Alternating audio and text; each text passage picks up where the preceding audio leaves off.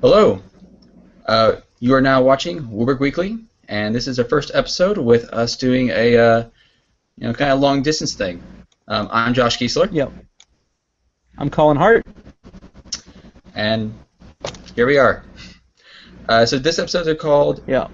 Return to the Ranks because we kind of took a 2-week hiatus. Both of us were kind of busy. I was busy out in Ohio, and yeah. Colin, you're just doing your own thing. Yeah, Jordan and I were busy doing stuff for a camp. We were in a rock band, and we were doing that, getting some of our paycheck on. So. Oh, you guys got paid for it. Yeah, it was pretty sweet. Yeah. Nice. All right. So we have a decent amount to talk about this week. Not quite as much as some of the other episodes we've done, which is surprising considering we've been off for 2 weeks. Yeah. But I guess the first thing that we should talk about is the results from Pro Tour Magic 15 or M15, Magic 2015. I'm actually just looking over this for the first time. I'm sure you've been looking more diligently at this. I watched it. It was awesome. It was, I think, the best Pro Tour watch that I remember. Like, I've watched all of them in the recent past. Since they've really started streaming them, and this has been the best one. Yeah, I mean, the best one I can last remember was like Absent Restored, Block Constructed. Like that one was really fun, and but that's like the last one I can remember being like really interesting to watch. I like the Dark Ascension one was also good. That one was really fun to watch. But Yeah. That one was great because it was the first time they ever did a core set Pro Tour. So they have all these end of the year things that they normally don't have on air. The Player of the Year race, the Rookie of the Year, all these things for the World Magic Cup, these races for captain of a country. All these things culminated. Plus, it was a lot of great decks and a lot of great games of Magic. So it was fun to watch. Oh, good. All right. When is the World Magic Cup? I can't remember. When? Yeah, when? They're doing it this year. They're doing it in December. They usually do it during the summer, but they're doing it as an end of the year thing. So. Okay. Is that when the Players Championship's going to be as well then? Yeah, it's the same day, same weekend, I guess. All right. All right. Well, so 2015 M15 Pro Tour. I guess we're just going to start. I'm going to start at the bottom of the list and just work our way up to first place with the top 8 deck list. We'll just talk about certain stuff on that. So bottom of the list on MTG top 8, I've put the link in the showcase area. I'm not sure how it's going to turn up in YouTube, but I put that link there. And so somewhere. The last place deck, piloted by William Jensen, was Orzhov Control. Yeah. So the Pantheon team, at least the what do they call them? The team of Huey Jensen, Reed Duke, and Oterwald. They're the big three. These are the players that people thought are the most likely to win the Pro Tour because they're just like the best established players right now. Right. Huey Jensen piloted that list, and it's pretty much a stock list. Black-white, they went over all of the matchups. They tested everything out. Black-white seemed like just the best deck to play in their eyes, and it worked out pretty well because him and his buddy also made top 8. So. Yeah, I'm looking through this, and I'm not really seeing anything from M15 except for 5 lands. Like, that's all I'm seeing. That's kind of an addition to. Yeah, it's amazing that Koilos made the best thing for this deck. Really, what made it viable because it relies so much on having the right mana at the right time. So. Right. There's a lot. I mean, you have a lot of. They talked about it earlier. Yeah. It's just really important. Yeah, I mean, you have a lot of doubles and stuff. So, like, Underworld Connections is two black, 2 double. Here's Downfall, 2 double. Blood Baron does not. Lightbane Zombie, 2 double. And I think Desecration Demon. Yeah. There's a lot of black, but you really need to have your white though for like banishing light early, and then early in the game. Especially I look at the sideboard. You've got like Bulb Light, which is a really important kill spell but you also need to have white for stuff like Last Breath really early on, so you can get that removal. Yeah, yeah, and then I mean, Pack Rat has just been doing work lately, so that's just they just win games on their own. I think Pack Rat's days as like the scariest thing in Standard are over. I think there's enough answers to it now with stuff like Bile Blight and Detention Sphere has always been a thing, but I think Pack Rat it's less of a huge threat that it used to be. Okay, yeah, because I've seen some modern lists rolling around with main boarding for Pack Rats. It's been quite interesting. Yep. All right, well that's smart. Yeah, it's if you want to do main board 4. All right. So the next deck on the list, unless you have anything else to say about that list, pretty standard list. So the next list is Naya Aggro. So you got 22 land, very aggressive deck. To get your typical like Fleeceman Mayan, Boros Reckoners, Voice of the Resurgences. Your one cost like Dryad Militant, Soldier, the Pantheon, Precinct Captain, then just like the Giant Color Prize for boosting. So just a very aggro deck. How did you feel that this deck played? This was actually the deck that it won. It was in the first place spot at the end of Swiss. Okay. Pat Cox he was with Channel Fireball, and they were all running black-white. And he decided to go his own way with it. He thought that the Naya list was just super good, having the ability to double strike a gigantic guy with like a Gorgon Rampager on it. It's just, you can't say enough about it. I've run into a lot of brave Naya lists that it's just so hard to stop something that unless you have the removal right on the spot, you just die to anything Gorgon Rampager and Boros Charm or a Johnny jumping it. It's just really hard to stop. Yeah. I think I remember now actually a game in which I did catch a little bit of like the top 8. And I think I remember, I caught a game somewhere of it.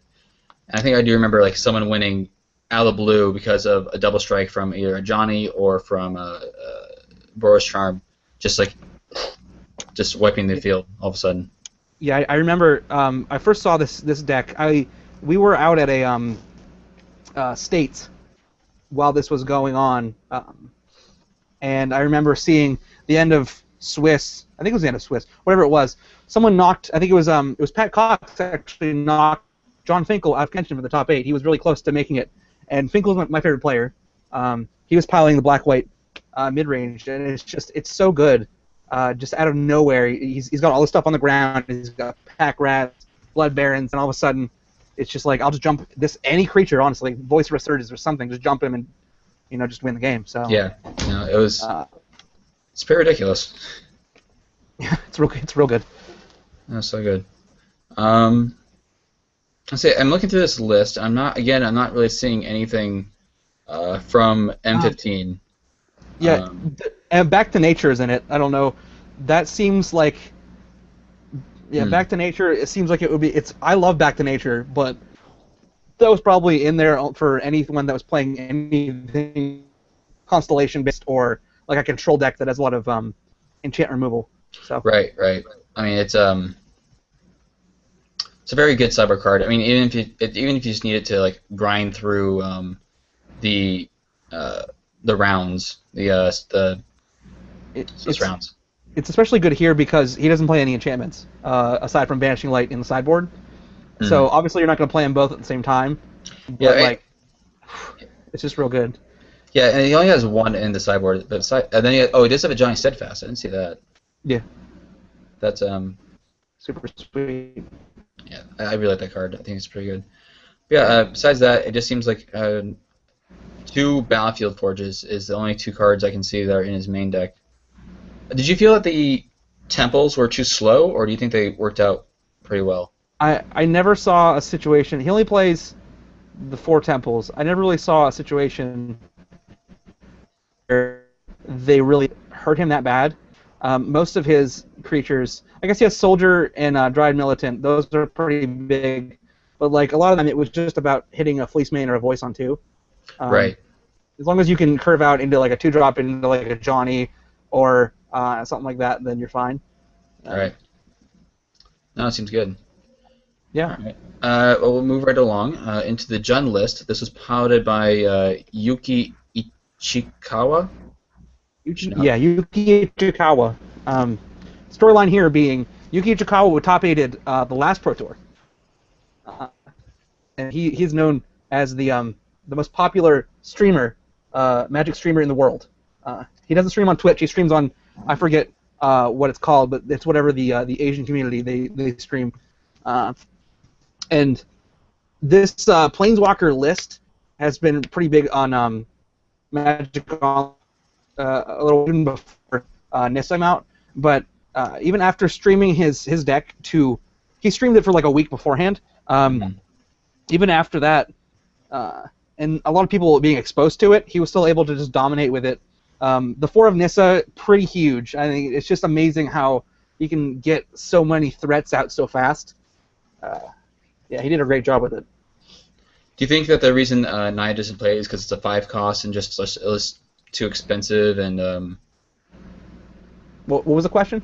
well, okay, so like with the Naya list, you just think that the reason they don't play Nisa is that it just doesn't really fit into the format. Obviously, Naya is a lot more aggro, and just Nisa just doesn't fit the aggro theme then. Yeah. I think the Brave Naya list is drastically different. That was really more aggressive. This is more of a mid-range. Right. Okay. Some Planeswalker. It's a lot like every other mid-range list that I've seen be successful. It just has a bunch of different ways to kill everything. 2 ofs and 3 ofs and 1 ofs of all these removal spells that you can hit, as long as you get the right one at the right time, then you're just golden. And then just stick a Planeswalker. And that's what he did a lot of. And he's smart, and he played incredibly smart the entire weekend, I guess. So. All right, cool, yeah. And again, I'm seeing some lands, and then it looks like just Nisa is the only M15 card besides the lands. Right, but Nissa was just so huge in this list that it was awesome. Right, I mean it's 4 of so. Yeah, I mean I don't really, if I looked at it, if I hadn't seen him play with it, I wouldn't really agree with it, because Nissa, I don't like playing 4 of a Planeswalker unless it's something that like tends to just die like on its own, like Jace Architect Thought. It starts at 4 and then you minus it and then it's dead and you play another one.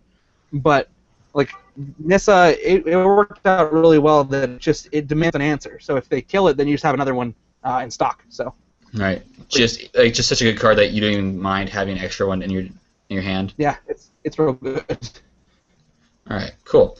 All right, well the next deck is Boros Aggro. Yep. This is Burn. Yeah, so I mean Boros Aggro, it's more Boros Burn. I always hate that. I was gonna say I always hate that MTG Top 8 always puts like, for some reason, it puts some of the burn lists in the aggro list, and I'm like, no, they're not the same thing. But yeah. So this deck's kind of interesting now that I look at it. This is my current standard deck. For those who don't know, I'm greedy and I play 20 lands. But I don't play Mutavaults, so that's maybe part of the reason why I can do that. They're real good. Yeah, well, I've been doing fine with it. So this deck plays 24 lands, and people have been going on and on to me about how I should be playing Eidolon of Great Revel, and I'm seeing 1 in the main deck. What are your thoughts on that? I actually, this past week, I've actually been testing a lot of different decks, because I'm going back to school and I only have 1 standard deck at a time while I'm there. So I've really just been trying to decide what I want to play. And Burn was one of the decks that I spent a couple hours testing it out. And Burn is really good a lot of the time. And it's one of those that it's over the top that a lot of decks just don't really have an answer for it. Eidolon the Great Revel, I think it's really good in the right matchups. It's weird. It's incredible against control. It's incredible, amazing. But it's awkward for me. I'm not really experienced with the deck as much, so I don't know exactly if I want it in like an aggro matchup. Seems like I probably don't, even though they're playing the most 1-drops and 2-drops. So it's a weird card, but I think it's definitely worth playing. It's really hard to, from what my experience told me, was it's hard to naturally kill somebody with burn spells unless they're hurting themselves also. like they're playing shock lands and pain lands and crap. So yeah, I mean, that's why burn lists have been doing well in modern right now, just because people just kill themselves so much. I've seen quite a few burn lists doing really well at modern events, like not necessarily the big ones. Yeah. Like the smaller, smaller, like local game store events. So the list is pretty typical. 4 Young Pyromancers, 4 Charmers Phoenix, Syrian Blood Warriors, Helix. Stoke the Flames is the one of the new cards from M15. Yep. So it's a 4 cost, do 4 damage to a creature player, and convoke. I'm thinking like using Young Pyromancer tokens. It is just so good. The card is bonkers. On paper, doesn't really seem like it's that great. Just first of all, in the burn list, just having another 4 damage. No, that's fantastic. That's great. But like Stoke the Flames, I'm gonna go off a little bit away from this deck for a second. Rabble Red was a deck that was played. Didn't make top 8, but it was one of the best decks in the standard part. Rabble Red was what the TCG players, some people played, other pros. Jeremy Dizani, the Player of the Year, got 9th with Rabble Red. The deck basically it's a red aggro deck that plays Rabble Master. Goblin Rabble Master is the new hottest card in standard aside from Nissa. Like it's the hottest rare, we'll say. It's great because you get to make goblins for free every turn. It's a clock on itself. Like in itself, it's a clock. And Stoke the Flames is also played in that deck. And Stoke the Flames, for example, if you play Burning Tree, and then Stoke the Flames is a 1 mana, essentially a 1 mana spell at that point. Burning Tree and Stoke the Flames, it costs 1 mana. Okay. Because you have 2 floating tap Burning Tree, it's a 1 mana spell. So like just having it, if you have Pyromancer out, it's awesome, obviously. But just having another 4 damage is just great. Yeah, and then that's like now I think about it, you could tap the so like at the beginning, it's Rabble Master. It's the beginning of your turn. You put a 1/1 goblin on the field, right? Yep. And untapped. It's the beginning of combat. Oh, it's beginning of combat. Yeah. Yeah. And then it has to attack. Yeah. Right. Okay. So I'm trying to think if there's a way to like save your token from attacking. You can. It's start of combat. You get your token. Use it immediately before the attacker's phase. Right. Use it for Stoke the Flame. Seems good. Just all right, cool. Make a token, tap it, Stoke the Flame, save my token for when I'm not going to be, running into something big. Yeah, I mean it's great. That deck also plays Boundary Street Denizen, which is just amazing with Rabble Master. I played that a lot with Duels of the Planeswalkers. I play that Rabble Master in my deck, so it's sweet. Good combo. Goblins are back. So do you think mono red still going to be a fairly big thing then after rotation? After rotation, I mean, red deck wins is always going to be a viable deck. Mm-hmm. It's never going to change. Someone's always going to develop a list that little red idiots win. So something's going to happen, whether it's burn spells or little creatures. It's mostly creatures now. Used to be burn spells back in the day, but yeah, well, I guess burn is back now. So I'll say like burns just it's only plays 9 creatures, so all right. Yeah. No, I'm glad to see that like a burn deck is actually being viable. There's so many burn spells, so many good burn spells. Yeah. Let's see here. How many of them are we're gonna lose? Warlords, Helix, and Boros Charm, and maybe Shock. Is Shock get reprinted in M15? I can't imagine they didn't. Like they had to have, right? I don't think they did. I guess they probably didn't. No. Yeah. Skullcrack, which is pretty important. Oh yeah, we're gonna lose Skullcrack. And Shaun's Phoenix. Well, at the same time, this list is not going to survive. No. Let's see here. Shock. View all versions. And it's also going to be losing. Skullcrack. Oh, Skullcrack. I'm not sure how much that's going to be influential now that we're going to be losing Sphinx's Revelation as well. Yeah, I mean, there's still going to be some life gain that's still going to suck if you're playing a burn deck. Right. Yeah. All right. Well, so the next deck on the list, if you don't mind, is another Orzhov control list, piloted by Owen Turtenwald. Yep. I don't think it looks any different than. It is a little different. I'm looking at it. The sideboard is a little bit different. Okay. I think Huey wasn't playing as many duress, or deicide. I'm not sure. Something's different about it, but yeah. Now I remember the name of the team. The three guys, they're called the Peach Garden Oath, which is a reference to an old Magic card and an old Asian something history. Peach Garden Oath Brothers is what they're called. So yeah, these three guys. Reed Duke actually lost. He was going for a year, did not make it to day 2. So, but they're piloting about the same deck. Yeah, they're piloting about almost exactly the same deck. But these two guys made top 8, and Reed Duke didn't make day 2. So, poor Reed it's kind of rough. But, yeah, that's rough to watch. But yeah, really bad matchups. Yeah. Owen was actually he was the 8th seed. He just barely made it. He made it in with tiebreakers. Dazani almost made it in ahead of him. But if you can watch Owen in the top 8 presentation, the announcements, he was so excited to be selected for top 8. So nice. That was pretty cool. One more storyline. Oh yeah, definitely. I definitely need it. I have like a whole bunch of emails. So I'm subscribed to and Magic the Gathering on YouTube, and so I have a whole bunch of emails. Them saying, "Oh hey, Magic the Gathering upload all these videos," and I'm like, "Sweet, I will keep these emails to remind me later, but I cannot do that right now." Yeah. All right, so the next list in our Jun list by Pierre Mondon. Who's actually an American, which is pretty funny. Is he? Yeah. That's funny. So do you see a big difference here with this one? The notable thing here is 4 of Read the Bones.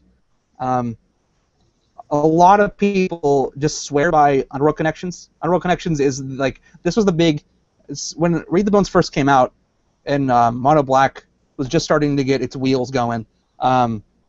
People were trying to decide what was better, Read the Bones or Unroll Connections, and I think the community just all decided it was Connections was just the better card.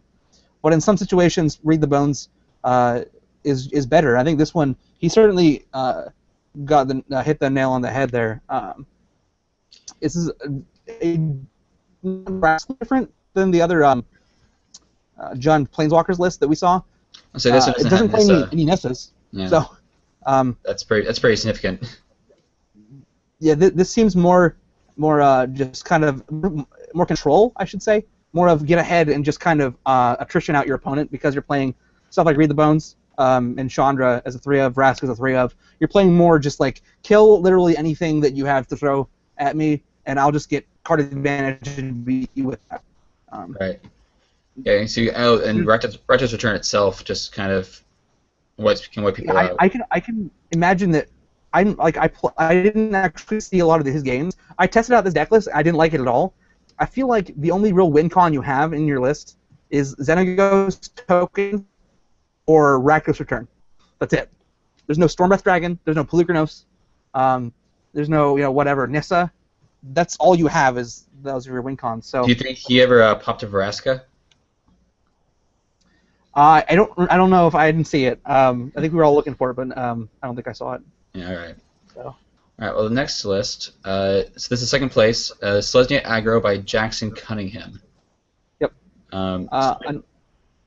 Another big storyline here. Jackson Cunningham. He's the younger brother of another player that made the Pro Tour a long time ago, Jeff Cunningham, and Jackson Cunningham had not played a game of constructed Magic in 10 years. But he won a limited PTQ, and he made it to the Pro Tour. His first ever Pro Tour. Made it to the top 2. This isn't the one that was like 2 brothers and their father, was it? No, I don't think. That was someone else, yeah. No. I remember it was Craig Wesco was talking about how he got beat by a 13-year-old, and how it was like these 2 brothers and their father who were like all going to these Magic tournaments together. And no, this guy, he's a mortgage broker, in Canada. I think from Canada. Okay. So he's just like he's a normal guy that just happened to stumble upon the Pro Tour the first time, and under the tutelage of his brother, was able to just dominate. And then you could see while he was playing, after every round that he won, you could see his brother just race up and just pat him on the shoulder and give him, some advice. Maybe you did this better or worse. And it's just awesome that. It's awesome and kind of humbling that someone that has not played a lot of Standard just went right through and just ran the tables to the very end. Actually, Game 5 of the finals. I'll say I'm looking at this list, and it's a lot of 4-ofs and 3-ofs and a couple 2-ofs, but for the most part, it's a very here's the list, very simple list, but it looks like it's a very good aggro list. It doesn't look like so you start out with your 1 cost, you got Experiment 1, Social Pantheon, Sunblade Elf, which I think Sunblade Elf is one of my favorites of that cycle from creatures, just because it's a 1 cost 2/2 that has that's that really ability. all you need, but it also has that ability where you pay 5 and pump your team. Right, so which is also just ridiculous kind of for a 1 cost creature to have. Granted, it has to be in a certain situation, but I just think I really like that card when I first saw it. Yeah, but between this deck and the Naya aggro deck, we get to see that. I think Johnny Call of the Pride was the most underrated Planeswalker going in. It dominated. It was so good that you get to jump somebody. It made a huge difference. That I watched the game. I think it was in the finals or the semifinals. His opponent was at 12, and I'm like, he has the win on board if he just does this. I think it was he +1s. It was like a smiter. His opponent was at 10. He had a smiter. Give it a counter with a Johnny, and then play another Johnny and jump it and win. Well, that's awesome. It's just how good this Planeswalker is that out of nowhere you just win the game. No, yeah, it's crazy. Especially in the current format where there's no flyers. I can't think of any. Maybe in the mono blue list and the mono black lists. Which, speaking of which, there's no mono black here. No mono black or mono blue. It's so beautiful. The 2 of the pillars just didn't show up. I don't think I saw any mono blue at the Pro Tour. So. Not even Reduke. Oh yeah, you said Reduke was playing Orso Control, yeah. Yeah, he's playing with his buddies. So. Yeah, he was the guy really holding on to the mono blue list. I remember watching some I think it was some Star City games where he was one of the only people still playing the mono blue list. So. Yeah, mono blue is definitely still a thing in other tournaments, and we'll talk about that later. With some other tournaments, mono blue just dominated. Right. It wasn't really a thing with this meta. It's weird that the Pro Tour, you think it would just totally reflect Standard, but it's just about the pros teaming up and grinding and finding out what they think is going to get played, what cards they want to play, what decks they want to play, and just figuring out what's going to win in that meta. So among the best players, what beats the best decks? I guess I don't know. Right. It's there's definitely got to be some sort of inside knowledge floating around. Oh, this team's gonna play this. And I feel like they have a team of people watching everyone else do stuff. It's okay, here's what they're gonna play, so we play this. Yeah, I think what separates the pros from the average Joe, like you and me, is that they're so good at figuring out how good cards are from just looking at them, and how well that they jive with other cards that are standard already. Mm-hmm. How well they'll fit. So they can pretty much tell you what the best decks are after a set's released. It was crazy, except for I don't know how Theros in mono blue just dominated. I'm thinking, how does no one play Mistcut or Hydra? That's what I'm wondering. If everyone's saying the best cards that came out in Theros are Thassa and Master Waves, how does nobody play Mistcutter? I don't know. But aside from that, I think they're really good at just knowing what's good. Yeah. All right. So that's that deck. I mean, just very simple. Selesnya aggro deck. If I had the money, I'd probably play that deck. I really like it. And so first place, we have blue-white control. Yep. My baby. Your baby. Yeah. Your baby. I've been playing blue-white control for a couple months now. Huh. Last I checked, you're still playing that junk deck. Nah. No, I'm not playing that right now. But okay. Yeah. This, I felt so, it was so David and Goliath in the finals and going through. you get to see, if you watch the coverage, even Flock just rolls everybody. He was against Sperling, the burn deck. I think it was the top 8. He ended the game at 56. The guy does not mainboard any win conditions in his deck. There's none. Look through it. There are none. Yeah, I see that. There are no straight win in the deck. But it's so great because his plan is just, it was brilliant that, like, he takes out his win cons and puts in more removal and just, like, counter spells and, like, quickens. And it's great because at the end of the day, you can just mill them out. I mean, you can just have more cards than them. So, because you have Elixir of Immortality. Yeah. As long as he can keep hold of that. And he's playing he does have the Mutavaults. Yeah, Mutavaults. Two of them though, not 4. Yeah. That's the thing. Like. Yeah. I mean, he's playing 2 Azorius Guildgates as well. So. Yeah, and some temples that are off color. Yeah. I was playing. I just want to say I was playing a deck that was eerily similar to this a couple weeks before. I didn't play. I was playing Fated Retribution for a while because I still wanted to play Detention Spheres. But then I switched to Planar Cleansing. It's amazing when you can quicken cleansing somebody. Quicken Planar Cleansing is like the best thing I've ever seen. It's great. And that's great because you not only get to beat up on mono black decks and anything else with like permanents that aren't creatures that you need to deal with, but you also get to deal with other control decks that are playing stuff like Detention Sphere or Banishing Light. You get to just roll them too. Or Planeswalker Parade decks like the Jund deck, the 2 Jund decks that we saw. He didn't get to play them in the top 8, but he would have rolled them. He would have just rolled over them. So. Yeah, it looks very interesting. I don't know if I'd had the patience for it, but I'm the control player, so apparently, or maybe it's you. I think it's more you now. I love playing control. It's so much fun. I moved into the biggest thing in this, the most important thing. I don't know if I want to say anything. I don't know if you've watched the finals. Just say it anyways. Okay, Nyx Fleece Ram. I have been in love with this card since it came out. It is amazing in a control deck. It beats so much stuff. I'm gonna go off here, but I played a 4-color control deck at an FNM in a really good meta a couple weeks ago. Played against 3 burn decks. 4-color control. So obviously the mana base. I had no basics. It was all shock lands and pain lands, and I guess it wasn't even pain lands. It was all temples and shocks back then. Okay. But I played against 3 burn decks. And I beat them all because they can't beat Nyx Fleece Ram. They can't. This was like most of the time.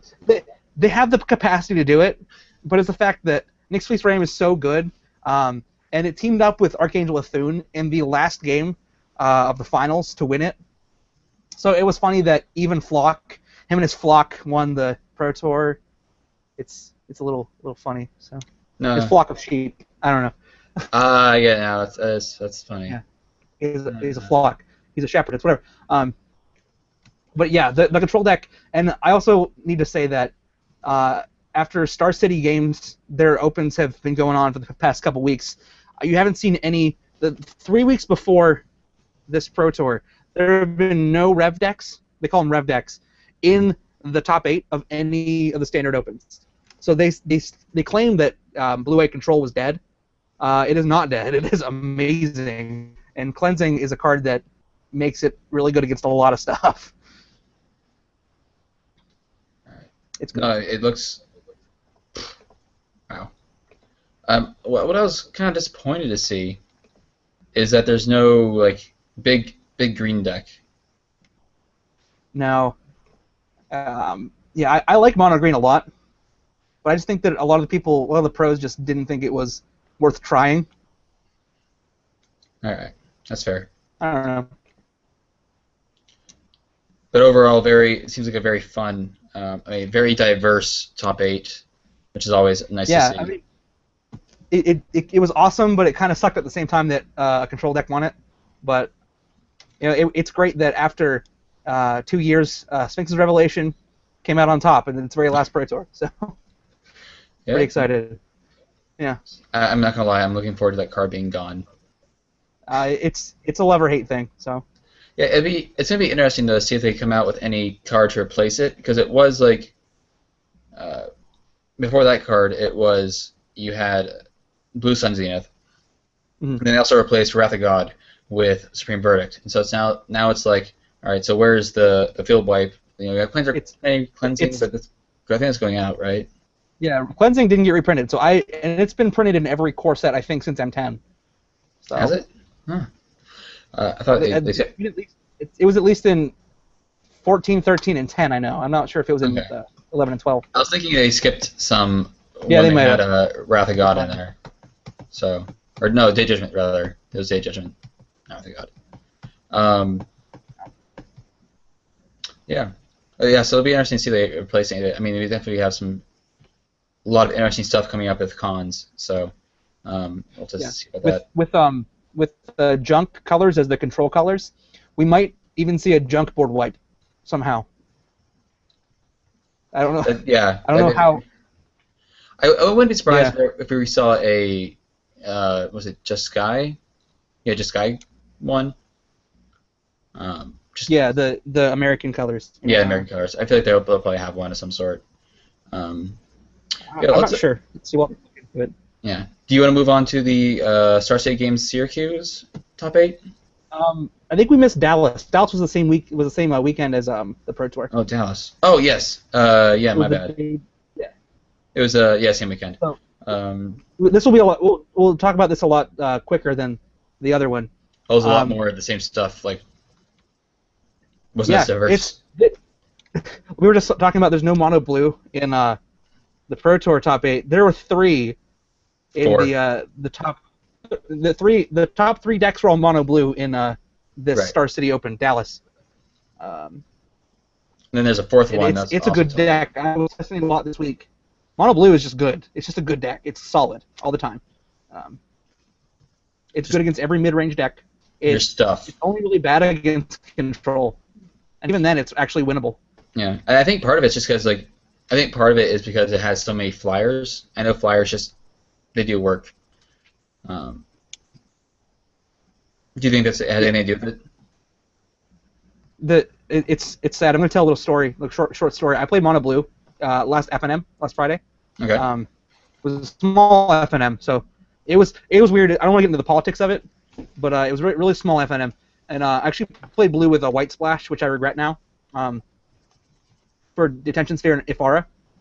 Okay. I mean, it seems good, right? It seems okay. And I curved out perfectly against a mono red deck, which is the best matchup seemingly for mono blue, and I did not win. I did not win that game. It was unwinnable, and so I'm kind of like against mono blue right now, but I understand that it's a great deck.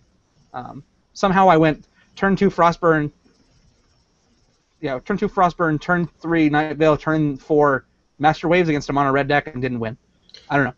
That's seems like bad luck. Was it like a 2-1? Was it 2-1 loss or a 2-0 loss? I think I won a game in that matchup. I won, because I sideboarded in Wall of Frost in that one. And I love Wall of Frost. It's so good. But it's not bad for Devotion either. Like it's. Yeah, I think I'm the only one that plays it though. I'm gonna look at these lists. Normally that's for my Monsters matchup. They put in the new card Polymorphous Jest, which I guess the first place doesn't play it, but they don't have anything for that matchup at all. They have nothing for that matchup. But they've gotten into playing Polymorphous Jest. It's one of the better cards for the deck in M15. For those of you who don't know, it makes all the creatures into 1/1s that your opponent controls. So it's great. If you respond to a Golgari Charm is actually played a lot against Mono Blue to kill Master Waves tokens. You respond with Polymorphous Jest, and all their creatures are dead. So it's pretty good. Yeah, it seems good. It's a 4 cost, yeah? I think it's 3, actually. 3. It's 3. Oh, wow. I thought it was 4 cost. Pretty awesome. That's actually really... I feel like we're gonna see that card quite a bit then in the next set. Next Yeah, it's good. invitation. All right. Um, So these are deck lists. Um, we see two Jund decks. yeah, Jund monsters. I'm looking through. I think Boros aggro must be burn that or it's white weenie. Yeah, it's burn. It's it's very burn. Okay. almost exactly the same as my list, except for switch out a few cards. Yeah, they play 4 Eidolon Great Rebel, which is awesome. This one's a lot more streamlined. One thing I've been wondering, maybe you know, some people are for and some people are against Chain of the Rocks. Chain of the Rocks is something that I was one of the first people that I know to play burn. I played it in my list, but you know Matt Sperling, who top 8 of the Pro Tour, did not play any Chain of the Rocks. So the reason I played Chain of the Rocks is because you played the Chain of the Rocks, and then it's good. It's good a lot of the time. Yeah, my list started out with the 4 Pyromancers, the 4 Phoenix Six, and the 4 Fire Satyr Fire Dancer, and and that's because that was the way not LSV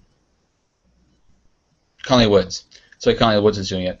And then we talked it over, you and I, and we decided instead of doing that, we put in the 4 Chain of the Rocks instead of the Fire Dancer Satyr, and it just worked so much better. And, you know, I actually win game 1s because of it. Yeah, even if I was hitting playing an aggro deck, which is the worst case scenario, you can still take out them with that instead. So I remember being able to.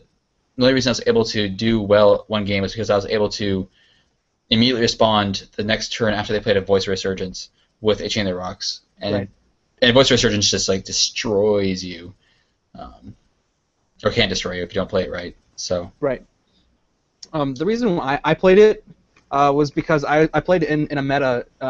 I first started playing Burn while I was at school. I think it was during the spring, and Master Waves was a huge card in that meta, and the only way a Burn deck can beat Master Waves is with something like Chain of the Rocks or now Banishing Light. So Chain of the Rocks just seemed like a perfect answer to an otherwise unwinnable situation. Yeah, I feel like with this list, I'm thinking to myself, but when I put my list here, I wanted definitely Charms Phoenix and definitely the Pyromancers, but it was when we were talking about it was either 4 of another creature, which I don't know at the time. I don't know what the Great Rebel was now. So it's 4 Satyr Fire Dancer or 4 Chain of the Rock, and just 4 Chain of the Rock seemed better. And then we fill the rest out with spells. So they were missing Searing Bloods. Yeah, so they're not playing 4 Searing Bloods in the main board, which is what I played instead. Yeah, I wasn't big on it at first, but it's grown on me. So Searing Blood? It's pretty sweet. Yeah, it's pretty sweet. Yeah, I mean, a certain list that just you don't do well against with it, but you definitely just sideboard those out for cards that they're easy to choose sideboard cards. At the same time, if they're good, you really want them in. They just do so much work if they're against the right deck. So there's also, it should be noted, it might have been the Matt Sperling, the Pro Tour list, but there was a list that top 8'd with Burn that didn't play any Magma Jets. Is there a reason to not play Magma Jet? Is it so good of a card that you need to play it? I don't think I'd win nearly as many games if I hadn't played Magma Jet, just because of scrying. It just digs through your deck so often, and because you're playing a burn deck, sometimes you really want that just the right land to cast your Warrior's Helix or your Boros Charm. But for mana base for Boros Charm, but for Warrior's Helix, you want the amount of lands. But then sometimes you're just no, I don't want any more lands. Just get rid of the lands, and then if you spells on top, that's sweet. Just leave them there, and you just know you have some spells coming, and you know exactly what you're going to do with them. You know if you need to waste your spell on killing a creature just to survive, or you know that you can actually kill them with the spells that are coming in the next few turns. And then even doing Mamajet right after untap before draw, just improves your like turn 3 plays by so much. Yeah. I've never done that, but I can see the merit in doing it. Like the red aggro creature lists play Titan Strength, and that scries 1. And if they know they're not going to get killed or blocked, a lot of times upkeep they'll Titan Strength so they can scry 1. And Right. And I mean that makes sense. I think with this list, I could see him taking out the 4 Magma Jets and putting in Searing Bloods or like Ice Blade Toil Trouble, which is really good a lot of the time. So like, yeah, I haven't seen Toil Trouble in these Boros lists recently. No, I feel like that was just something that I did. Well, I think one other person did it. Yeah. I know Conley did something similar because he's trying to also play around with a card. I think it's the Oracle or something that you play a card for free, and if you play a Fuse card, it plays on the sides. Yeah, the Minotaur. Yeah, either it's either a 5/3 haste or a 3/1 haste that gets you a free instant or sorcery. So. Right.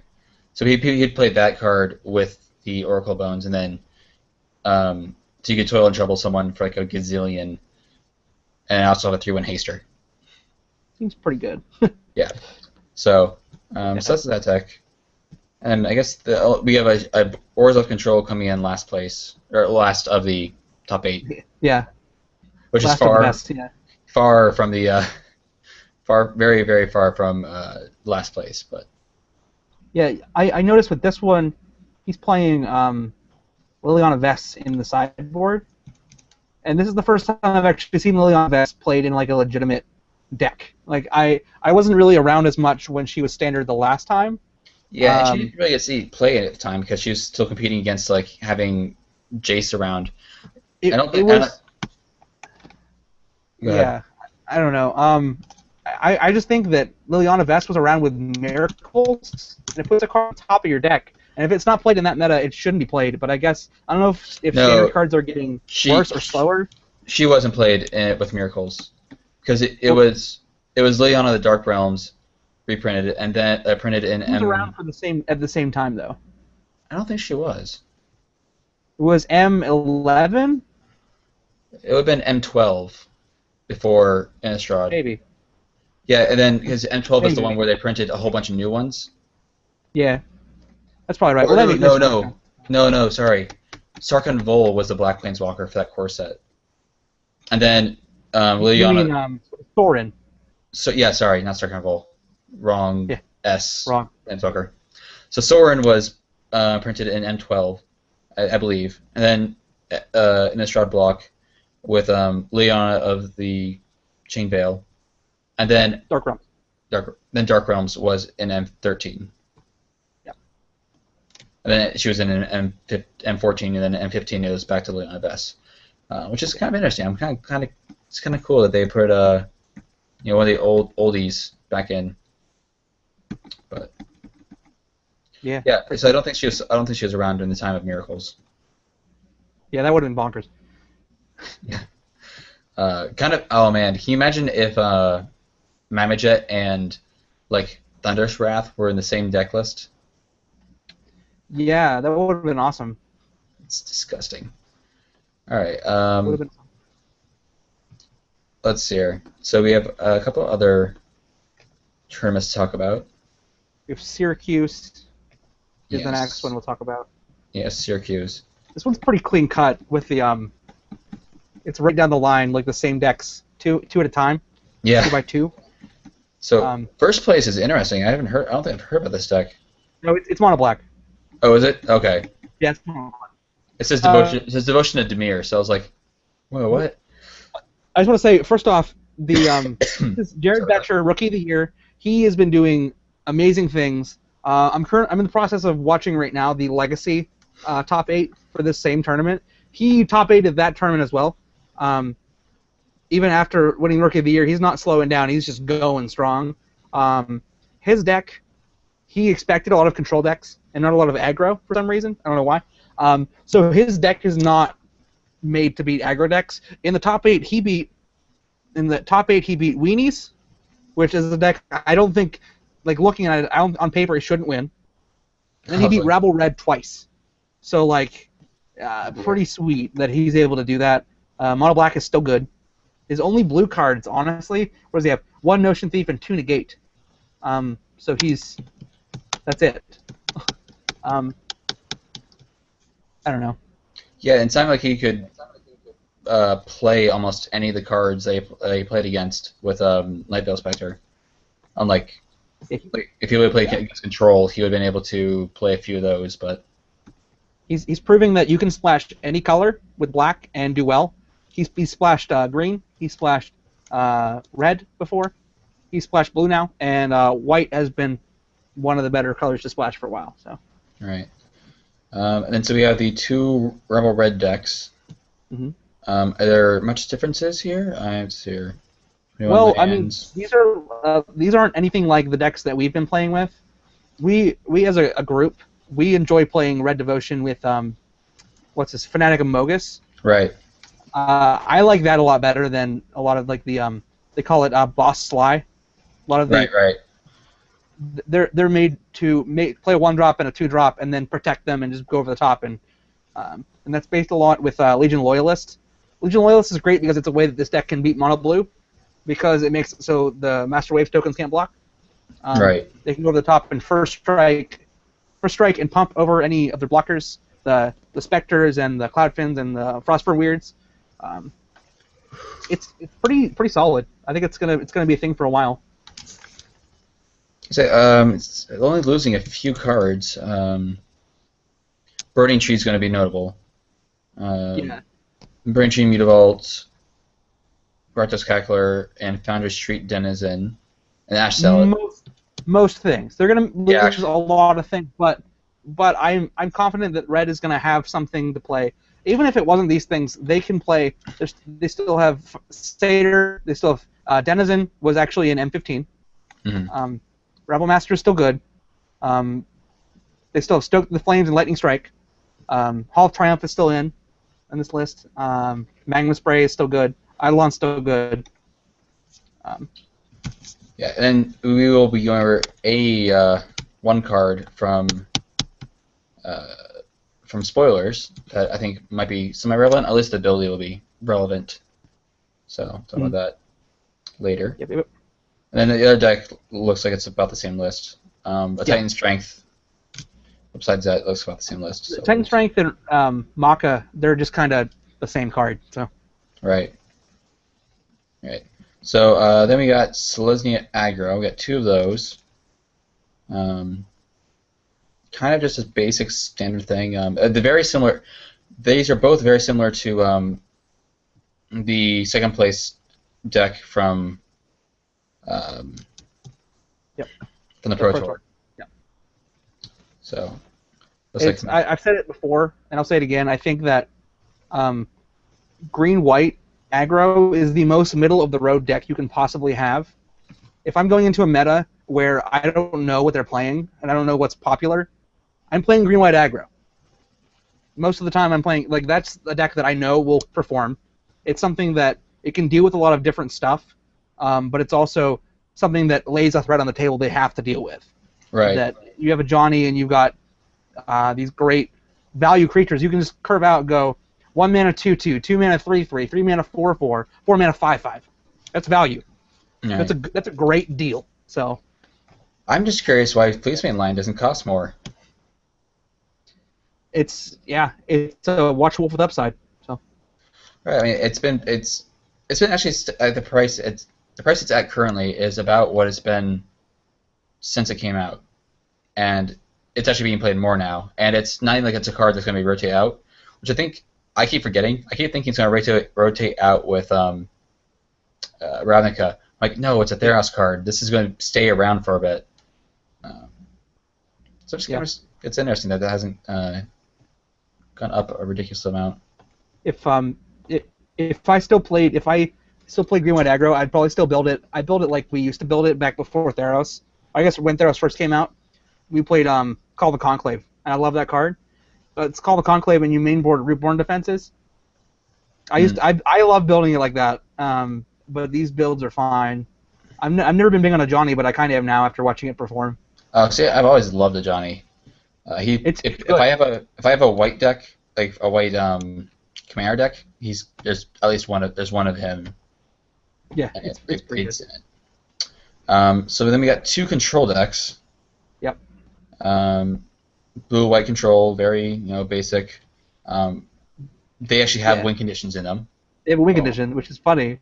One has a win condition. Actually, the other one does not have a win condition, as far as I see. Yeah, it's about the same. Oh, it has Elspeth. Yeah, it Oh, does. there it is. Yeah, one Elspeth. There we go.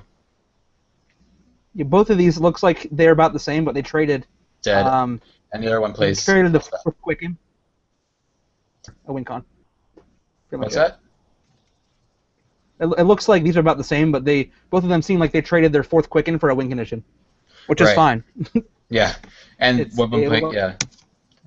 And so our last deck, which is something that we don't really see much, White Weenies. Yep.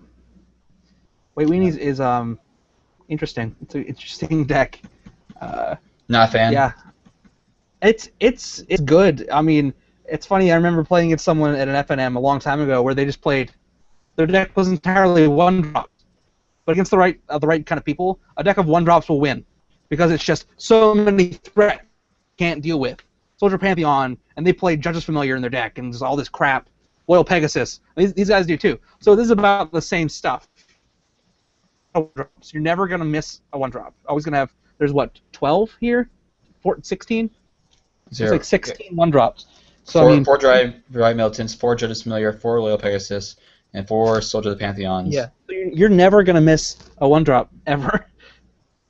I'm saying, and it curves out at 3 with Boros Reckoner and a Spear of Heliod, 3 Spear of Heliods. Yeah, and this is sweet. I just noticed this. The sideboard has Perilous Vault from M15. I guess this is their way of dealing with Planeswalker decks. It's not bad. I always thought that card was. I figured that the card would have some place somewhere. I wasn't sure where. Maybe this is it. If no one gets any good mass removal spells, I can see this actually being played. Yeah, this is a card that I can see in modern Tron decks. Ooh, that's not bad actually. That's a good point. Because they're playing that one, the one, that one. So play this one instead. So. Oh, Oblivion Stone.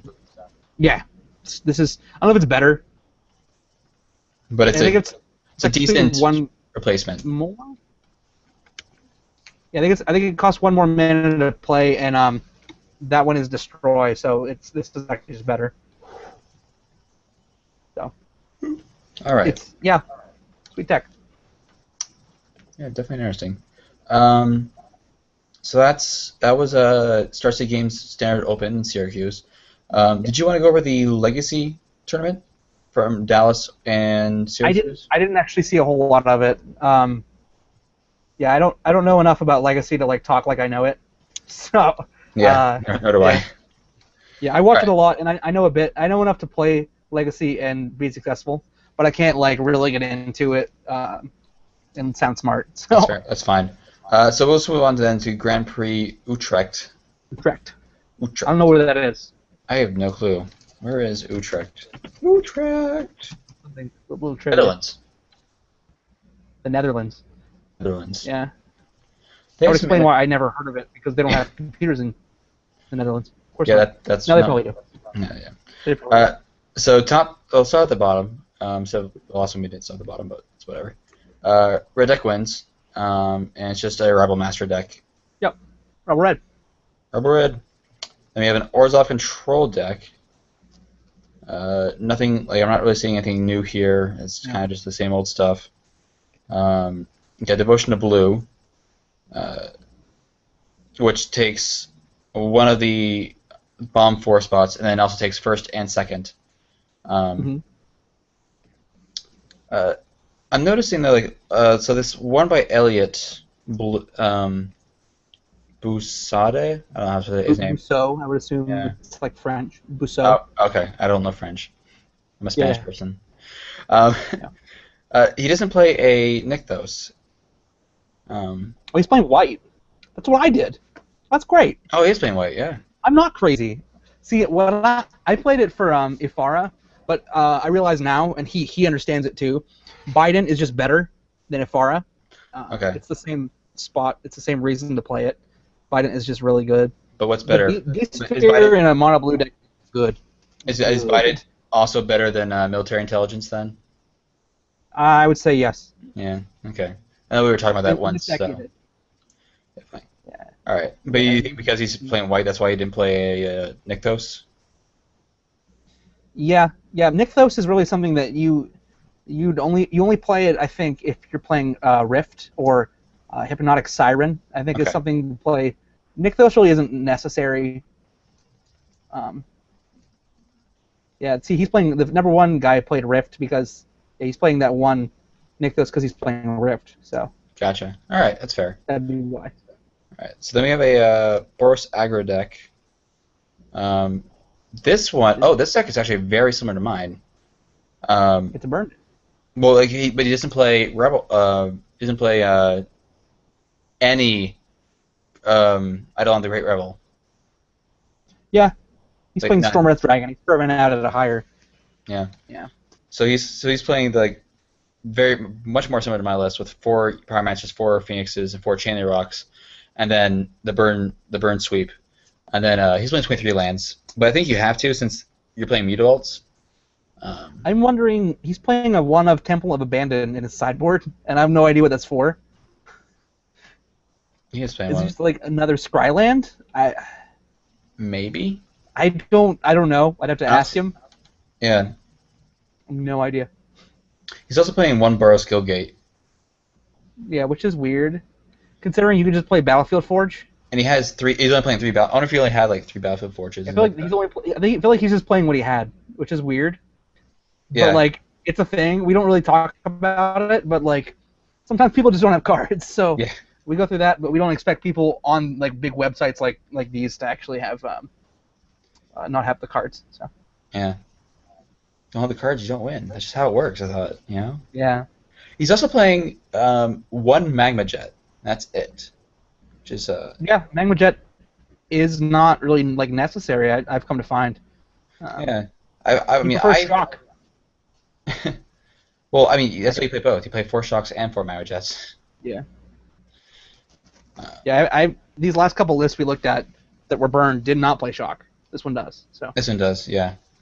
This one plays Shock and Skullcracks, Boros Charms, 3 Syrian Bloods, which is also something else that's different. With the three Syrian Bloods. Then 3 Stoke the Flames and 2 Helixes. Which is... Yeah, I don't know. It obviously it worked, but I don't know like why. Right. I don't know. Yeah. Like I would always play 4 Helix, right? I mean. Yeah, I mean, for me it's take every single one of these cards except for the Stoke the Flames because I haven't edited my deck since M15 came out, except for like 1 Battlefield Forge that I got my hands on. They're all 4s. It's 4 Lightning Strikes, 4 Boros Charms, 4 Skullcracks, 4 Shocks, 4 Syrian Bloods, 4 Helixes, 4 Mammoth Jets, 4 Chain Rocks. It's just a bunch of 4s. It is 4s like straight down. Yeah, there's really no situation where Searing Blood is bad. I don't like 4 Chain of the Rocks personally in your main because sometimes you play against control and just get blown out. But yeah, that's fair. Yeah, I mean, I just the place I've been, the meta has not been playing a lot of control. Yeah, I know. It's either it's there or it's not. So. Yeah. So I've been like kind of finding people are finding that. I think that you're more likely to find it amongst pros just because the pros are more willing to like have a higher thing to win, like more desire to win, whereas people like your local game store, they want to have fun, they want to win, they have fun, and so people kind of enjoy the creature decks more with the interactions and stuff. Yeah, I don't mind playing control. I do find that like if you're playing an FNM, you'll run out of time. Yeah. People play slower at FNM sometimes, and you run out of time. So. Yeah. So you don't get to enjoy it as much. Yeah. So there's that. So that's and then you have a Devotion to Golgari. Probably black, mono black with green in it. Yeah, it just got green for Abrupt Decay. Abrupt Decay, probably Golgari Charm somewhere. I'm looking at it. Yeah, and in this world, like sideboard, so and ooze. Oh, and ooze. There's a lot more green in this one than normal. So. Yeah. Why do you think the scoos? Scavenging ooze. I don't know. The meta in the Netherlands is probably way different than like everywhere else. The Scavenging Ooze is probably, if there's any kind of like Reanimator or Graveyard-based stuff. I love Graveyard-based decks. And I'm actually going to settle with. I decided today I'm going to settle with my Dredge deck to go back to school with. Nice. So maybe Graveyard-based decks are just like a thing there. Maybe they needed Scavenging Ooze. I don't see another reason to play it other than like maybe if you're that cool, you'll just like play it against control decks because you want to remove their stuff before the elixir, so they don't have it the second time around. Even just removing the elixir is gonna be. Well, you can't actually remove elixir. Right, because it shuffles it. It doesn't go to the graveyard. You don't sacrifice it. If it's in the graveyard, you just win. I mean, like, yeah, you just beat them. So. That's right. Because you were able to put the ability from the stack with the elixir, and then sacrifice the trading post. So. Yeah, I love that. Best. I got into many arguments about that. Many arguments with stupid people. Yeah, you look at it. Doesn't say sacrifice. I've been getting in a lot more stupid arguments with people lately than before. So. This is why you just need to become a judge. Like, I am a certified level 1 judge. It's not going to matter online. I know, but it's not going to matter. People think I'm Brian Kibler online, so. That's kind of cool. Yeah. Well, it's because my username is really close to his. But. What is your username currently? My username on Cognitus is BM Kibler, which is his Twitter handle. But that's just because I'm a big fan, so. Well, so are a lot of girls, so you know. Yeah, he gets all the ladies. Yes. Him and his dog. His dog's adorable. Do you follow him on Instagram? His dog? No, Kibler. Not on Instagram. Okay, I follow him on Instagram, and I'm not sure why I follow him on Instagram, but I do. He's like the only pro I actually follow on Instagram. Yeah. I think because he actually links his stuff to like Twitter and stuff, so I see it. But yeah. All right, so we've covered all the tournaments that we actually kind of care about. We can go in and now talk about some other things, like some spoilers that came out. I forget, when is this set being released? Do you know? End of September, because it's like the second last weekend in September. The pre-release is, so it's like the last weekend in September that comes out. So we're a little far off from them, like really starting to roll in the spoilers. Yeah. Yeah. A couple weeks. So let me add this to the showcase. So MTG Salvation has their list up. I'm on Mythic Spoiler right now. They might have more on the other one. So I get 26, but most of them are lands. So we get some spoilers. Okay. We got some spoilers from the dual decks. And real quick, we'll talk about that real quick actually. So they obviously revealed some cards that we know for sure are going to be in the cons set. Did they release the full deck list yet for Speed vs. Cunning? Yes. Yes. Okay. Yeah. Look at that real quick and see if we can see anything interesting. I thought it was interesting that for the printing repeal in one of the Just Sky colors. Yeah. Yeah, that's weird. Yeah, so it's newspaper versus mono blue, I believe. Yeah, they're missing green in this one. No, wait, no. Cunning is America. Oh, so it's Sultai against Mardu. Sultai? I thought it was just Sky. Oh, sorry. Yeah. I forgot the names already. No, I apologize. I can't even name all 5 anymore. Yeah, so. Right. It's Just Sky's the America one, and then I can't remember. Yeah, Mardu is the. Yeah, I know Mardu because they're the coolest ones. Right, so it's Mardu versus Just Sky. Let's see. I've seen a lot of goblins, Snarecaster, Raider, Warchief, Cathari, Bomber. Yeah. Ooh, Krenko. Krenko, sweet. Skrinko. Ogre Battle Driver. I'm trying to find to see if there's any. Oh, so the one of the big cards, like kind of like their important reprints. They always have those cards like those money-ish cards they print, in these dual decks. And so we have Banefire in the Mardu. Yeah. Yeah. So that's pretty cool. I like Banefire. If Banefire would actually make sense if it got reprinted in cons, but I don't think they're going to because they made it a rare in this set, in this dual deck. That would kind of suck, but not really. Yeah, it has been a while since we've had a Fireball effect in Standard, so. Yeah, I mean, I wouldn't mind. Kind of have one currently. But... We had Devil's Play and Innistrad. We have Volcanic Geyser. Yeah. Well, I was for now, or the one right now is talking about Rakdos Return, but not quite the same. Yeah, it's not really the same. Yeah. And then I'm not seeing anything else here that I really recognize as being really good. Yeah. So. So that was the speed deck. As for the other one, like I said, definitely looking at Repeal, a 1x Repeal, which is played in the Tron deck list. Yep. And Lightning Helix, again. Sweet.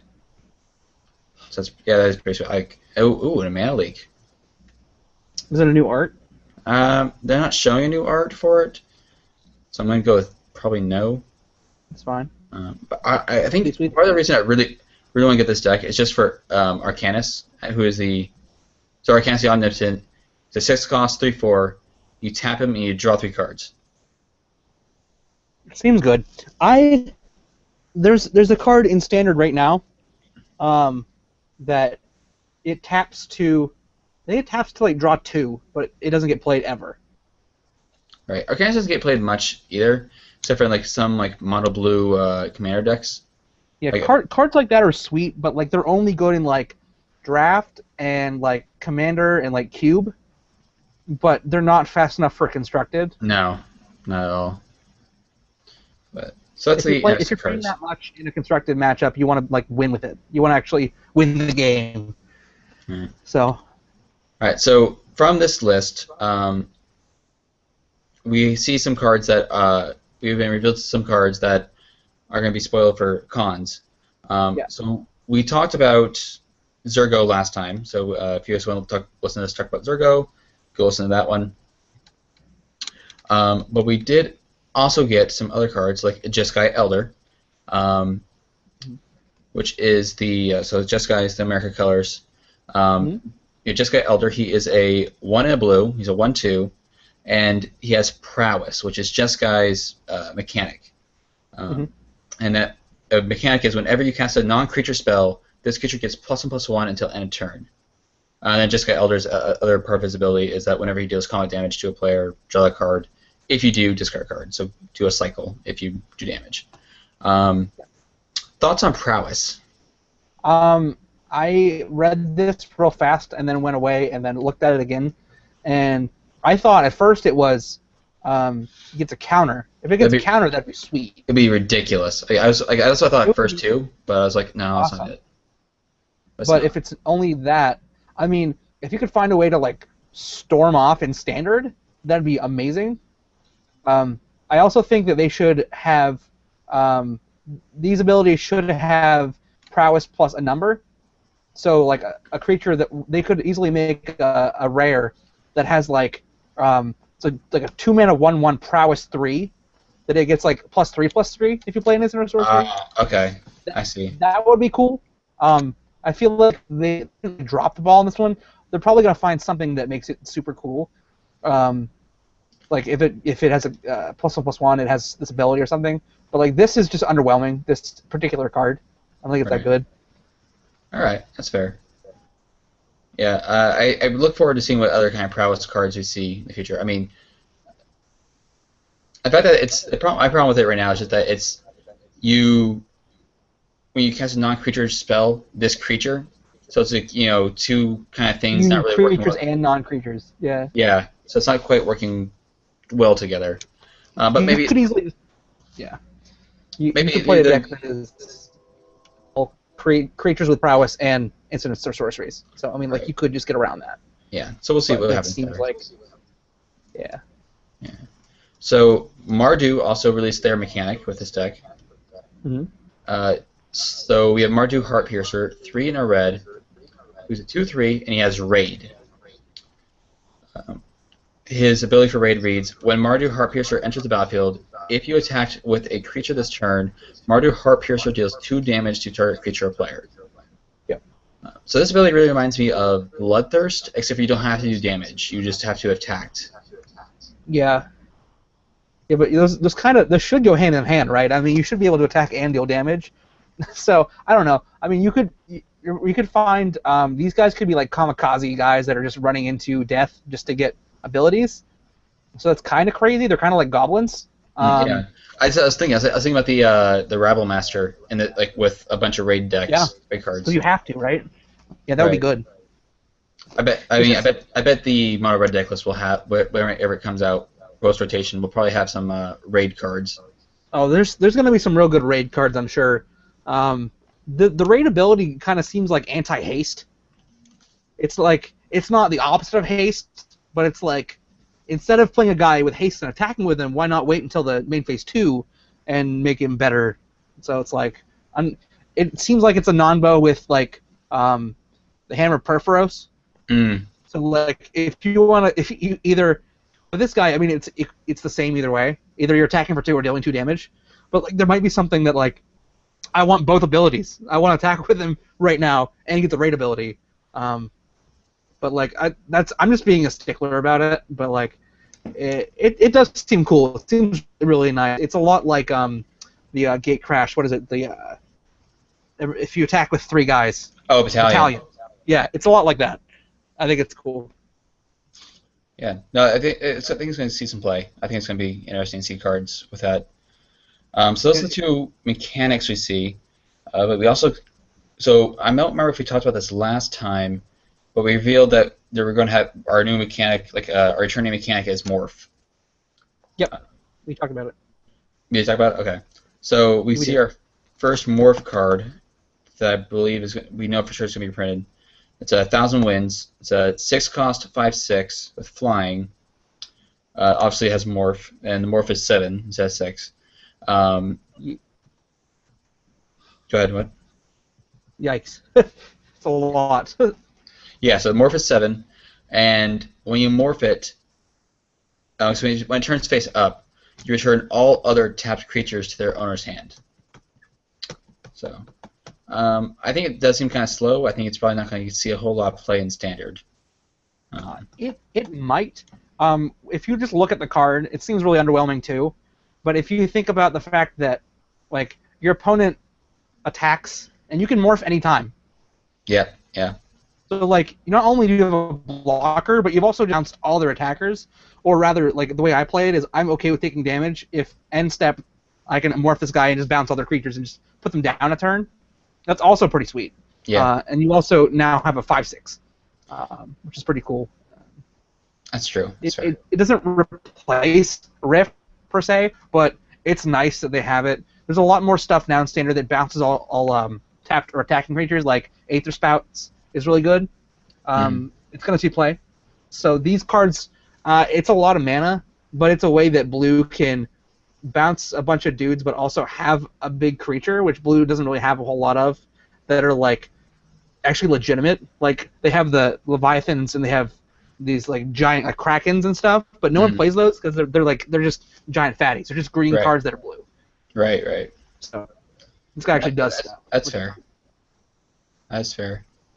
And see what else. Oh, so in Shards of Lara, we had 3-color lands that came into Battlefield tapped, as in commons.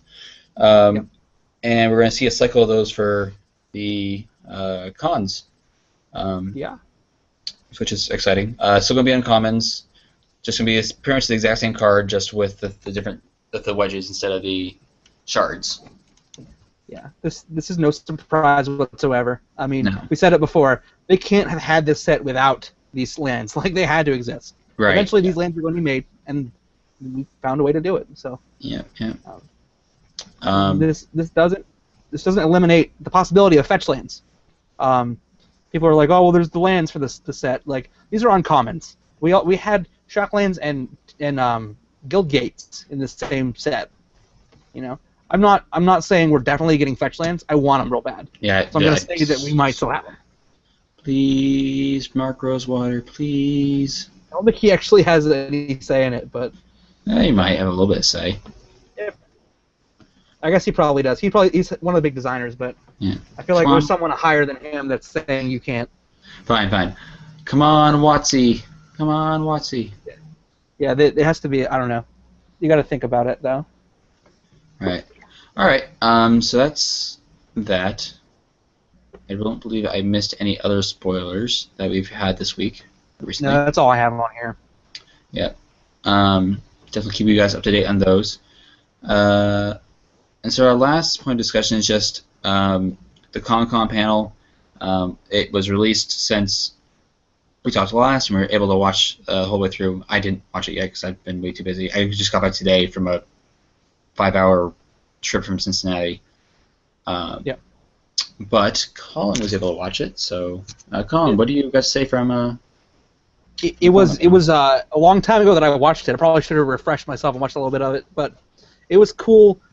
They did release. We didn't say it last time. That in the new Commander set, it's coming out in November. Every color is getting a Planeswalker that can be a Commander. So we were all excited about Teferi. Now, you know, we're kind of wondering who's going to be the Planeswalker in the other ones, and they talked about it. Teferi isn't a Planeswalker right now. So the point of this Commander set is about it's about not like time travel. There's not like storyline, but we're talking about characters in history. So not characters as they are right now. We saw a lot of in M15 the Planeswalkers. We're talking about them right now. In Commander, it's entirely different. We're talking about way back in the day, like back in the day when we had Venser was still alive. Venser gave Karn his spark and died. You know, we could see Venser. I'm not saying we will, but like he's dead. So, but we can see him. I feel like Venser was blue, so I don't think we're gonna see him. No, but we found this out, and we were talking about it. Jordan and I were talking about it on the way to States a couple weekends ago, and he was looking up different characters in history that we could actually have as Planeswalkers. I don't remember like any of them, but if you look up, there's a lot of resources. You can look up Planeswalkers in Magic that don't have cards. There's a ton of them, and there's a lot of great storylines. A lot of really cool Planeswalkers that have existed or haven't had cards or that are no longer Planeswalkers or like that died for some reason. That they could easily just make some really, really cool Planeswalkers. So I'm excited. The Teferi card doesn't seem as good for like a constructed game, so I'm not going to expect it in Legacy for any reason. But like they might have a Legacy playable Planeswalker come out in this. You never know. There could be a 1 or 2 mana Planeswalker. I don't know. That would be sweet. Maybe a playable Tybalt. I don't know. We'll see. That's what everyone's hoping for. It's like, come on, Tybalt, you can do it. You can do it. Yeah, there were some really cool red Planeswalkers that have existed. So yeah, that seems like it's super fun. Plus, we talked about earlier. I think the power level of these decks has got to be really good. Maybe some divining tops in there. Hopefully, some really good lands that don't tap for more than one color. I don't know. I can't think of any top of my head, but there's got to be some. Well, yeah, the trend. The cycle lands. I'm sure one of each of those will be probably in them. Secluded Step, and I can't remember anything else right now. But yeah, maybe the hideaways. Those are good. Hideaways are pretty good. They'd be a rare. So like, they've got a lot of chance to make a lot of really good stuff. That's really all they talked about with that. They talked a lot about the new set, about we talked about a lot of the stuff they talked about last time we talked about the different groups in Tarkir and what they do and what they stand for. What I noticed in this panel was they didn't get to talk a lot about like they didn't get to answer questions a lot. They had like 4 or 5 questions and they were done because they had limited time, which is sad. But there's the next thing, whatever it is, the next big con or whatever, the next big gathering of people. They're going to talk a lot about the next set. Well, I know that's something this past weekend. I can't remember what that was for. Yeah, I know Trunks went to it. Oh, did he? In Indianapolis. Oh, what was it? It wasn't PAX. When's PAX? The PAX happening yet? No, I think that's where they talk about it. Yeah, PAX is. They usually have a big, huge party for Magic the Gathering at PAX. That's where they reveal the flip cards. Was at PAX? Yeah, that was sweet. So cool. I was gonna say something. Forgot. Yeah. Oh, yeah. The one big thing I took from it, which is really small, but I took from it was one of the few questions that were asked was, is the returning thing we talked about in this set? There's something that's never been done before and something that is returning that everyone's been asking for, and that was the big hook. Before we got any spoilers or anything about the set, in Pro Tour Journey to Nyx, we found out there's something that everyone wants to come back. It's coming back, and something that everyone wants that has never happened. Someone asked, "Is Morph the thing that we all wanted to come back?"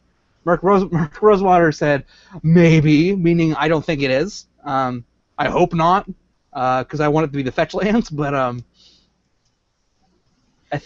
I hope the new thing is not the new wedges, but it probably is. The new thing is everyone wanted these wedges, I'm assuming, but they never existed. So I'm hoping there's something else, but that's probably what it is. It's good. You should watch it. It's on YouTube. It's under the Wizards, the Magic channel. Also, where you get to see all the Pro Tour and stuff like that. So. Yeah. Let me add a link to that real quick. Pretty sweet. It's not very hard to find Magic's site, but I'll put that in there anyways. I get so many emails from being subscribed to it. It's just, at least lately. Usually it's fine. It's like, whatever. But lately I've been getting a lot from Magic the Gathering. Just because right now it's just such an exciting time in Magic. So while you're doing that, I want to talk about it was a while back. It was I'll talk about states for a little bit. Oh yeah, go for it.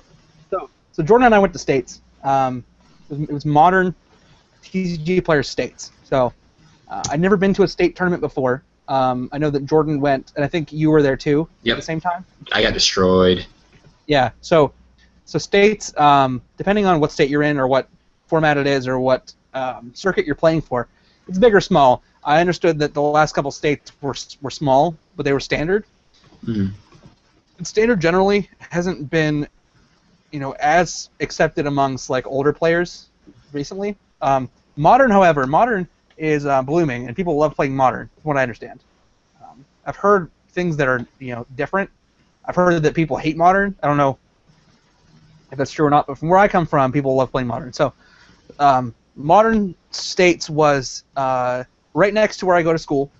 So a lot of people that I play with while I'm at school, I expected to be there. And since it was modern states, the states you went to with Jordan, it was like 100 people? Yeah, I think so. We played, I believe, 6 rounds, 7 rounds? I think 7 rounds.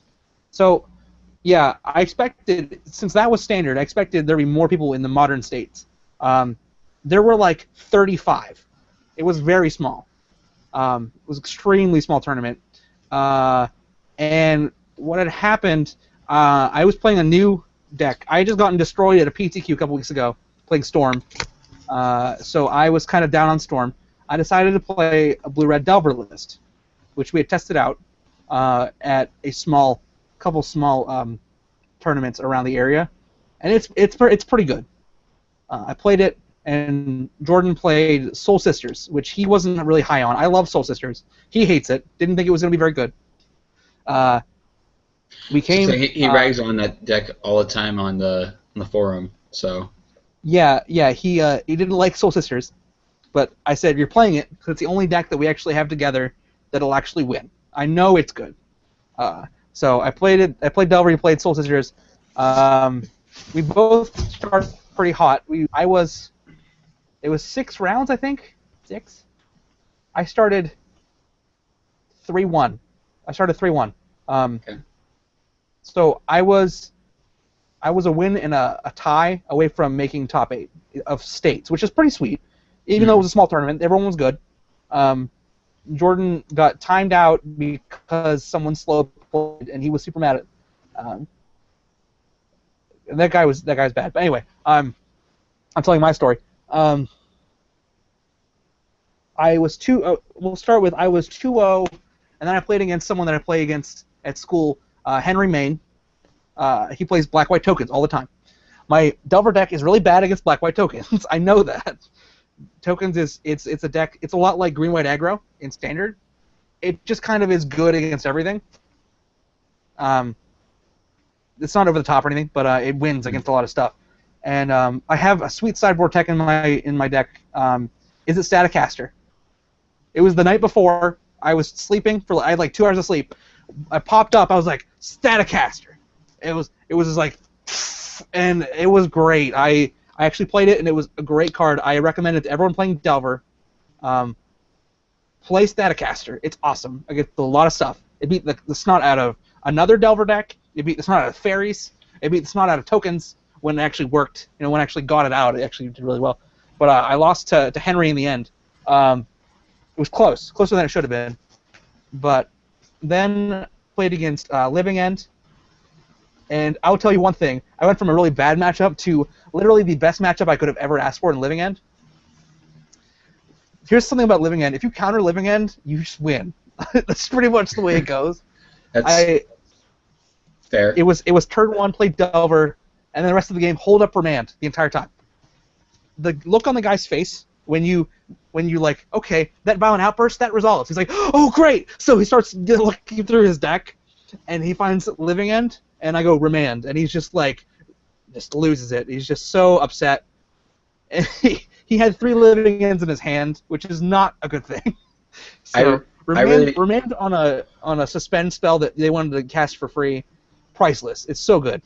How long is the suspend on that card? It's like 5 turns, isn't it? It's like 6. I think it might 4 or 5. Actually, I'm thinking 6 is restore balance. I think 4 or 5. Okay. But it's so funny. So I beat him, and then I lost against a Rug Twin, Tarma Twin, which I wasn't really prepared for. It was crazy because it seemed like a Rug deck. I didn't know till the very end of the match he was even playing Splinter Twin. Oh. Because he was just playing regular, like I was playing my deck, he was playing his, and he was actually like out resourcing me. It seemed like no matter what, he had more cards than me. I don't know how, but I lost that one, and then I ended up, even after all that, I was 3-2, and I was still a win. I was on table 5. I was a win away from making top 8, and I played against fairies, and I did not win. So I went 3-3. I was 15th in the state, which is like out of 35, but I still like to say I'm 15th in the state. But it was pretty fun. It was fun aside from the fact that I just blew it near the end. So the best part of the night was. What happened that made you lose to fairies? Fairies I just didn't get anything I needed. It was he sticks a Bitter Blossom and I'm just dead. Having little 1/1 flyers, same deal with against the token deck. I can't beat it because Delver is my big hitter. Aside from that, my only win con is like Bolt, Snapcaster, Bolt. That's about it. And like using Young Pyromancer to just like out-resource you. But yeah, I guess I lost to that. Bitter Blossom's a little bit better than. If I was able to land Staticaster, it was great when I did, because it was like pay a life, make a dude, pay a life, make a dude, kill them both, go. It's like eventually he's just paying a life every turn for nothing because I just keep killing all of his fairies, which is great. The best part of the night though, it's all about being with friends. I was with my brother and Trunks, which is one of our friends. We usually go to Red Robin after every major tournament. That's just our tradition. Yep. So we decided to not do that. We decided to go quantity over quality. We went to Golden Corral instead. Ooh, that's actually. I don't think we have one anywhere near the Monroeville place, but yeah, it's right there. It's right next to Nice Guys. That's where we played. Yeah, States was at Nice Guys. Oh, I thought you meant it was at the card shop you actually play at school. No, it's about an hour away, but yeah, it's close. Okay. Yeah, Nice Guys is gonna be like, oh wait, I keep forgetting I'm actually in Pittsburgh right now. Yeah, it's like a 10-minute drive from where I'm living, so. Yeah. It was fun because we stuffed ourselves with food, and then I had to drive home. I was already tired. I was running on no sleep, and I was falling asleep behind the wheel of the car on the way back. Jordan was asleep beside me. Did not know. I kept hitting the rumble strips on the side, and he kept waking up and looking at me and then falling back asleep. But he doesn't remember any of this for some reason, which is pretty funny. But I mean, it's about friends. So. Yeah. Do you know when the next tournament is for our area? No, there's probably something at Nice Guys. I'm gonna play Mr. Nice Guys from now on for every pre-release and major event because I don't like it in Indiana for pre-releases. So hopefully I'll see you there. Yay! Yeah, I'm gonna try to convince Eric to join us. Okay, so situation with Eric and I right now, is in our house. It's like I'm trying to get Eric to be more serious about Magic, and then our other roommates try to make him be less serious about Magic. So he's gonna just be kind of in the middle. Tonight he just wasn't feeling well, so that's why he didn't join us. But all right, so Magic the Gathering. We have a modern TCG Gold event on the 30th of August. So not this Saturday, but next Saturday we have a modern TCG Gold event. And that's what, Labor Day weekend? Yeah. So I could probably do that. Yep. And then in September, on the 20th, we have the Cons of Tarkir pre-releases. Sweet. So. Yeah. Yep. All right. So that's what's going on there. Yeah. I've got two more things and I'm done. Okay, go for it. One, shout out to Henry Main, who top 2'd States. It's great because it's actually him and another friend of mine, Chris Cheehee, top 8'd, and their names are on MTG Top 8. If you look up the modern stuff in MTG Top 8, their names are on there, which is sweet. And also, what else did I want to say? Shoot. You can do it. It was something important. Yeah. Oh yeah. Had the best game of Commander I've ever played. All right. On Friday after FNM, I decided to stay because I was by myself, and I like to stay for Commander if I'm by myself. There were 6 of us playing one game. It was Plane Chase. It was crazy. I have a new deck. I was just using it. It was awesome. The board was cleaned up. The board was cleaned up at least 20 times. The game was over 5 hours long. Oh. And nobody ended up winning the game. It didn't even end. We ordered pizza. We had a good time. So it was a great time. The Plane Chase added a great element. If you don't know about Plane Chase, for those of you casual players, Commander is super fun with Plane Chase. Agreed. So much fun. Get some, if not all, of the Plane Chase cards and use them. Make sure you know that they're fun before you get them. Some of them aren't as fun, but you can customize your Plane Chase deck. If you don't know how to play Plane Chase, look it up. It's fun. It makes it a lot more interesting. There was one plane that I liked. I forget what it was called, but it made it so when you target one thing, you target everything of the same type. So there was like, kill that creature, so everyone's dead. Like, that was just pretty much what it was. It never actually happened that way, but that actually caused us to. Someone played a spell that they gained 2 life. Its target player gains 2 life for each creature on the battlefield. There were 6 of us. We all gained 114 life, and that is why it took so long. we're all like 140, 160, ridiculous numbers. No commander damage or anything like that? No, no one actually died of commander damage, which is great. Yeah. Nope, And there was, I have a card, Death Thoctor, which is a great card. I learned how good that card is now. Like now I know, because I played against a Goblin deck. Deathbringer Thoctor is a 6-mana 3/3. When a creature dies, it gets a +1/+1 counter, and you can remove a counter from it and do a damage to a target. So what you don't realize if you just, like, I don't know, maybe you realize it already, but you get to kill every 1 toughness creature for free. All the time. It's remove a counter, kill a guy, get a counter. So you kill a guy, and you kill one guy, but if you get all the 1 toughness stuff, it'd be like... Okay, yeah, it's literally for free. Kill every 1 toughness creature for free. Then they all die, right? And then so you get more counters onto that creature that... Because it's whenever a creature dies, you get secured. You remove a counter from it to ping something. Right. And then you get a counter when it dies. Oh, right. But I'm saying if you have that... literally, every 1 toughness creature is a free kill all the time.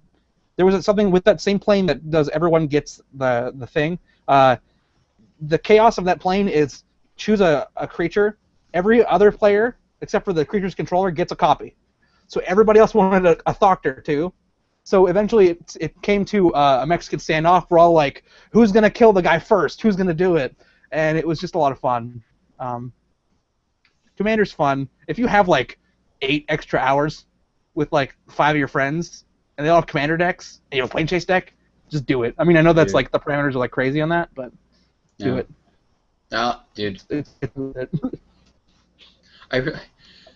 I wish I would stop losing all my commander decks. It's like I get one, then I lose it, build another one, lose it, build another one. I'm looking forward to going back to school because everyone plays commander there, and it's a lot of fun. If I just can't say it enough, build a commander deck. For those of you who don't have one, just build one. Doesn't matter how bad it is. It's just fun. Like, find your most favorite cards to play with that you have just have sitting around anyway. Just play with them. And if you don't have it, so if there's some cards that you know exist that you don't have, they're probably cheap if they're like super fun, unless they're like used in some format. So the most fun cards usually are cheap. So play commander. It's fun. Yeah. We need to still do their whole popper commander thing. Yeah. That's something. We have a couple things that we want to do. I eventually want to do artist Highlander. So all same artists. That seems would be really hard. Really hard to do. So eventually, I don't know. There's gonna be some special rules on that, but 2 artists maybe. Buddy Highlander artist. I don't know.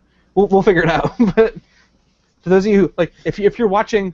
And if you're watching our stream or our videos, post on a comment some crazy format that you think is fun. If you have any, we want to hear it because it's yeah, I want to know. Yeah. All right. Well, I think that's all we have to talk about today. We will see all of y'all who watch next time. Also, I want to apologize. I'll be Monday, hopefully. Yeah, I plan on being ready. I plan on being available Mondays now. I'm done for the summer. I start school on the 8th, but I don't have classes on Monday. Actually, I'm completely free Mondays. Yep. Unless I get a job at Best Buy or the card store. If it's at the card store, then it just means I have more to talk about with you guys event on summer night or just later in the night. If I work at Best Buy, I think they close at like 9, maybe. Really? 10? I don't know. 10 sounds about right. 10 or 11, probably. 10? I want to say 10. I think 11's like really late for an electronics store. Probably 10. Yeah, probably 10. All right. So see you all later, and I'm just going to stop the broadcast.